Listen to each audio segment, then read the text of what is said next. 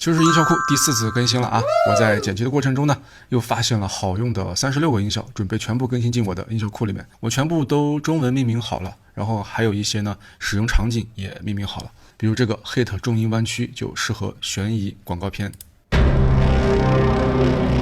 Hit 电影感神秘呢适合悬疑情节的出现。